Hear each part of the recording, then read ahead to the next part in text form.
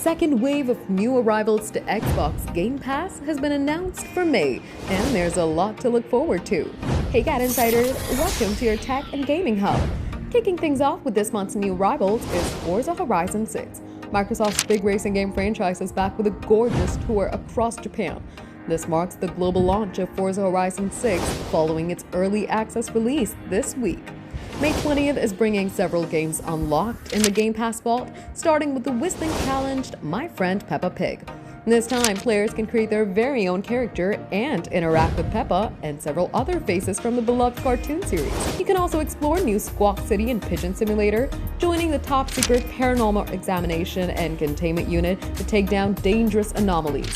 Dead Static Drive is also joining the roster. Remnant 2 offers loot and deadly beasts, while Winter Burrow is a cozy survival game where you help a little woodland mouse to thrive during a frigid winter. May 21st will see the day one launch of Luna Abyss, a narrative-driven, first-person action adventure. Escape Simulator throws you inside of highly interactive escape rooms on May 26th and on May 27th. You can grab the day one release of Echo Generation 2, a sci-fi deck-building RPG. The Outer Worlds Spacer's Choice Edition will be available on the same day as well. Closing out the month are two more day one releases, the chaotic co-op Crash Out Crew and the bug-collecting adventure Kabuto Park. Microsoft has also revealed the first two games for June. Subscribers can download and play Final Fantasy VI and Jurassic World Evolution 3. But with so many new entries, several games will be leaving on May 31st too.